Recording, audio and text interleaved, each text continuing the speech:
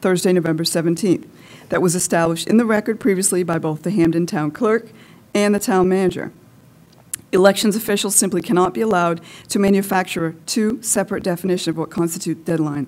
The voters could interpret this maze of confusion and dual definition as a deliberate, imaginative ruse to circumvent wrongdoings. According to this report, apparently in all future elections, clerks can notify candidates of a deadline to request a recount as long as that deadline is after 5 business days. The incoming voter lists, which are vital to many recounts, can be opened and reviewed, perhaps tampered with, and made public prior or not to a recount. In an email from Manager Lessard regarding breaking the seals prior to the request for recount deadline, Manager Lessard stated via November 17th email, Denise opened it last night and did it last night so that persons who questioned whether or not ballots were incorrectly distributed could have more information prior to a deadline for asking for a recount. Again, I'm certainly not an attorney, but the law that was created to protect the integrity of the elections and the rights of the voters seemed to be clear. In Title 30A, subsection 2530A, it states, a candidate, after paying a fee and requesting in writing, shall be permitted to inspect the ballots and incoming voter lists under proper protective regulations for the purpose of determining whether or not a request is to request a recount. I've yet to find anywhere in the laws that were created to protect the integrity of elections and the rights of the voters that states the clerk may do this. The election laws mandate the ballots and incoming voter lists be sealed for a reason. Clearly, to protect the integrity of the ballots and the list to ensure they are not altered or tampered with in any way. How do we, the voters, have that assurance? They are sealed in a very specific manner and opened in a very specific manner. When that does not happen, the assurance of the voter and the integrity of the election process is lost. Another very troubling aspect of the report is the idea that because Manager Lessard apparently read a statement at a council meeting on November 14th, apparently stating that the clerk would be breaking the seals on Wednesday, somehow makes it okay. I believe that both the candidates and the public have the right to expect the election laws to be upheld, and it is not the burden of the candidates or the public to attend or watch a council meeting in case there might be an announcement to the contrary. Were the non-incumbent candidates questioned as to whether they received such notice?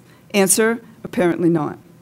After the seals were broken on November the 16th, we, the public, were informed that the incoming voter lists were not available for public inspection.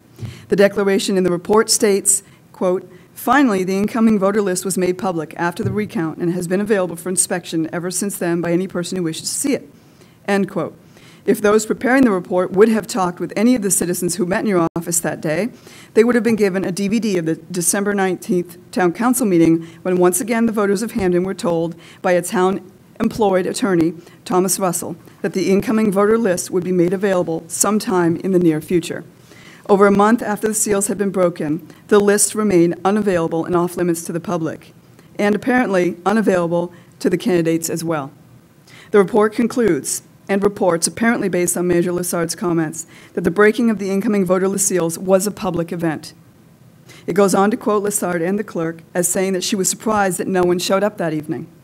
Here we go again, with another seemingly willful and documented subterfuge. In an above email dated November 17th, Manager Lessard seems to have a different version than her statements in this report, done months after the incoming voter list incident. In an email above, the day after the seals were broken, Ms. Lessard states, quote, opening the incoming voter list is not a public event, end quote. She goes on to say, quote, the event that is public and requires notice and all sorts of other hoops, so to speak, is the recount, end quote. Finally, the conclusion in the report that the candidate who requested a recount didn't hear the clerk ask him if he wanted to review the incoming voter list. Let's look at this with a healthy dose of good old-fashioned common sense. Candidate Gray requested the recount by the deadline given to him. Mr. Gray had to pay $450 and give it to the clerk the date he requested the recount. He was told that he may have to pay more depending on how long the recount took. At the time Mr. Gray requested the recount, he did not know the seals on the incoming voter list had been broken and the integrity of the list had been compromised. This is the first time Mr. Gray has decided to get involved and run for office. The report states that Mr. Gray's mother-in-law was one of his counters. In fact, Mr. Gray's mother-in-law is Lois Bloomer. Mrs. Bloomer is well-known and highly respected. The other counter for Mr. Gray was Mr. Ed Armstrong, patriarch of Hamden, who was highly respected. The other counter Mr. Gray, Mrs. Bloomer, and Mr. Armstrong all state the incoming voter list were not a part of the recount and were not offered by the clerk.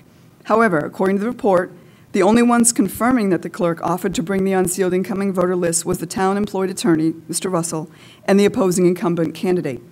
The report specifically concludes that the clerk must have offered to bring in the list. Apparently, Mr. Gray, Mrs. Bloomer, and Mr. Armstrong are either incompetent, deaf, or dishonest. Furthermore, I believe it would be the testimony of Mr. Armstrong and Mrs. Bloomer, had anyone bothered to ask them, that 10 ballots with handwritten names, etc., were never reviewed or offered to them to be reviewed. This report was the first time they had heard of the uncounted handwritten ballots. For anyone who has ever run for office, or even has a small helping of common sense, this accusation that the candidate and his counters did not want to see the uncounted handwritten ballots or the incoming voter list is beyond belief. The question must be asked, why on earth would a candidate request a recount, pay for it, and then decline to look at the incoming voter list and uncounted handwritten ballots? The testimony of the town-employed attorney at the public town council meeting, as it is recorded on DVD, was that the lists were offered and both candidates declined. It might be interesting to note that the public has been informed on several occasions that Mr. Russell represents the town administration, the council, and not the residents of Hampden. The conclusion of the AAG Gardner's report is that clerk remembered that she offered the incoming list, and therefore she did. While referring to the candidate recollections, candidate Gray and his counters, Mrs. Bloomer and Mr. Armstrong, and all others asked who couldn't recall the clerk offering the incoming voter list or informing of the uncounted handwritten ballots have no credibility at all. So therefore, nothing was done incorrectly in the recount.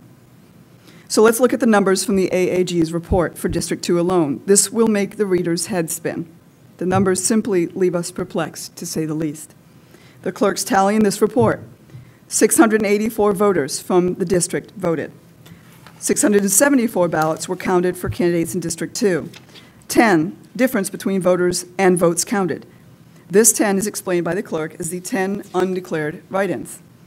The report then explains, based on further numbers and explanations from the clerk, that based on comparing the numbers of voters checked off the incoming voting list as having voted in each council district to the number of ballots cast in each district, the clerk concluded that 5 voters have been given the wrong ballot.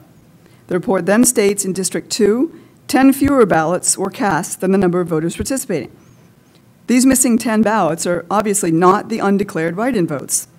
Were these 10 missing ballots accounted for in the tally above?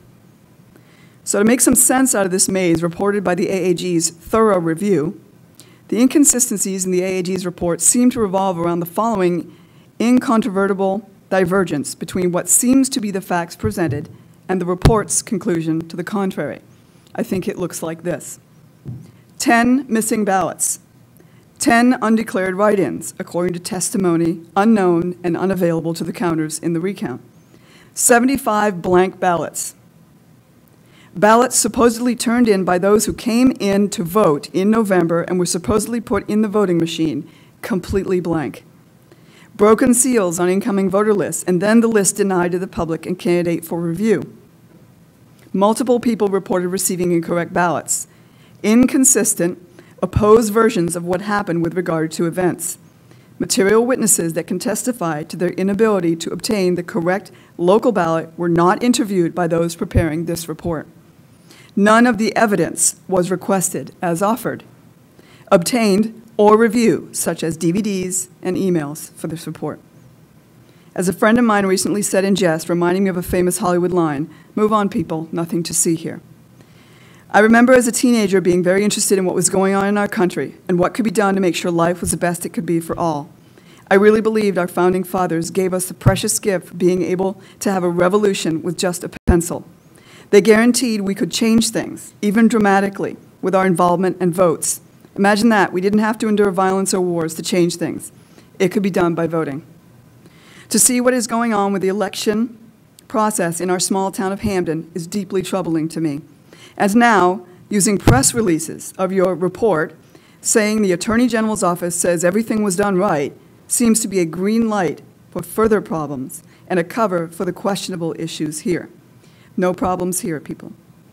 A green light for all other communities to do the same. For the first time in my life, I no longer believe that my vote can do much of anything. Unfortunately, I'm not the only one. Democracy has become an illusion perpetrated by those that profit maintaining the status quo. The resurgence of the people, as we can see with the Tea Party and the Occupy movements, attests to the reality that many are finally beginning to see through the smokescreen. When the inevitable is upon us, let's sincerely hope that a revolution can still be won with a pencil. Sincerely, Lisa Carter.